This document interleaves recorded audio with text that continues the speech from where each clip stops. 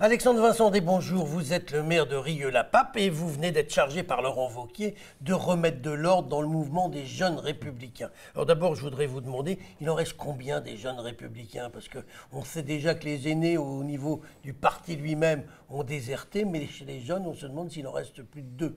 Alors, je ne vais pas vous dire un certain nombre, Gérard, je ne vais pas vous faire offense. Ce qu'il est vrai, c'est que du temps de Nicolas Sarkozy, il y avait entre 12 000 et 15 000 jeunes. Aujourd'hui, bien sûr qu'il y a eu, on va dire, une hémorragie. Et le but aujourd'hui, et la mission que m'a confiée Laurent Wauquiez, c'est justement redynamiser ce mouvement, faire des propositions, un audit sur ce qui existe, sur ce qui ne marche pas, sur ce qui marche.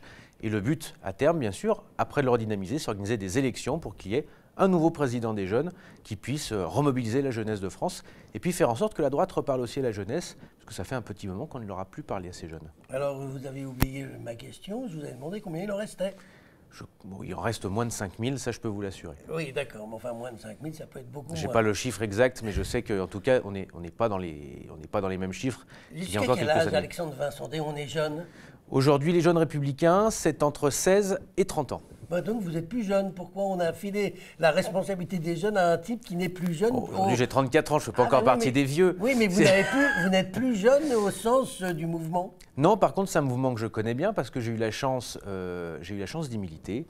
Et je pense qu'aujourd'hui, je ne serais pas l'élu que je suis et le militant que je suis et que j'ai été si je n'étais pas passé par ce mouvement jeune. C'est vrai qu'à l'époque, il y a eu cette belle vague de la jeunesse en 2007 qui avait porté Nicolas Sarkozy. Et aujourd'hui, encore une fois, je pense que c'est important que notre mouvement, bien sûr, s'adresse à cette jeunesse. Disons les choses très clairement, l'élection de François Fillon, c'est seulement 6% des jeunes Français qui ont voté pour nous. Ça veut dire aujourd'hui qu'on a complètement loupé un message et qu'il faut qu'on recrée un message, qu'on arrive à refaire aussi une école des cadres, qu'on arrive à reformer des militants, qu'on travaille sur le fond, et puis qu'on arrive finalement, encore une fois, à dire les jeunes, revenez chez nous, on a des choses à faire pour vous, demain, on peut aussi vous former, vous pouvez être les élus de demain, et ça peut commencer par les jeunes républicains. Alexandre Vincendé, vous avez parlé de bataille d'ego. Ça signifie que les jeunes, ils sont comme les vieux parfois, on a même vu on peut se dire les choses. On est là pour ça. C'est même des fois, ça a été pire que chez les aînés.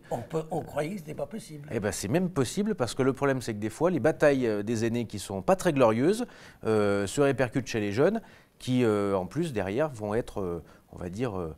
avec le fait d'être de bouillant jeune et la fougue de la jeunesse, des fois fait que les égos ont plus pris le pas sur les convictions. Le but aujourd'hui, c'est justement mettre un petit peu les égos de côté, remettre en place des convictions et finalement que les ambitions soient mises de côté et que les convictions reprennent le dessus. C'est l'essentiel. Alexandre Vincendé, le mouvement des jeunes, est-ce qu'il doit avoir sa propre autonomie? C'était le cas de l'UJP historique. C'est le cas du MJS aujourd'hui, par exemple. Oui, et quand on voit le résultat, je ne suis pas sûr que les socialistes souhaitent vraiment que l'autonomie continue. Est-ce que vous êtes pour une autonomie?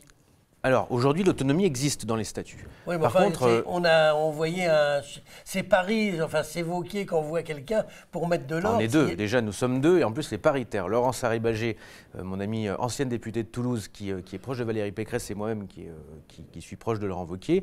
Le but aujourd'hui, déjà, avant de parler d'autonomie ou pas, c'est voir un petit peu ce qui ne fonctionne plus. Le problème, c'est que c'est un mouvement qui est un peu moribond. Depuis 2012 et Benjamin Lancard, il n'y a plus personne, entre guillemets, qui tient la maison.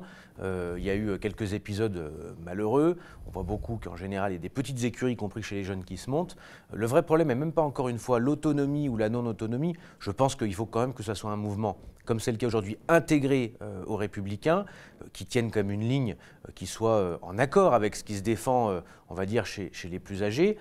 Au-delà de ça, bien sûr qu'il faut une spécificité jeune. On ne parle pas de la même façon à un jeune de 25 ans qui rentre dans la vie active, qui est étudiant, qu'à une personne qui a 35-40 ans, qui est père ou mère de famille et qui est dans la vie active. Au-delà de ça, je pense qu'en effet, il faut qu'il y ait une certaine autonomie, mais encore une fois, que cette autonomie ne soit pas libre. Vous voyez ce que je veux dire? Il faut que ça soit quand même encadré, je pense, par la direction nationale. Une liberté contrôlée. Je pense qu'il faut une liberté contrôlée, c'est le bon mot. Dites-moi, voilà des années que le mouvement a renoncé à organiser ces universités d'été. Est-ce qu'il faut renouer avec ça? Je pense qu'il faut renouer avec ça. C'était des moments, je ne veux pas dire de communion, mais en tout cas des moments agréables où on pouvait travailler sur le fond, sur un certain nombre de sujets, sur un certain nombre d'idées. Et je pense que ça participait aussi à la solidification de notre mouvement. Ça crée un petit peu cet esprit de corps, ces universités d'été, et ça manque. Alors bien sûr, ça demande beaucoup de moyens. Le parti aujourd'hui est endetté. Il faut qu'on retrouve, mais en tout cas, moi, je militerai dans le cadre de ma mission pour un retour à des universités d'été, non plus régionales comme ça se fait ça et là à chaque rentrée, mais des vraies universités d'été, des campus comme ça se faisait, et comme ça s'est fait jusqu'en 2011 à Marseille, qui avait été le dernier auquel j'avais participé en tant que collaborateur du président du parti à l'époque. C'était un très beau moment populaire et un très beau moment de rassemblement de notre famille politique. Eh bien, on verra si vous réussissez à mener jusqu'au bout vos projets. Alexandre Vincendé, je vous remercie. Merci à vous, Gérard.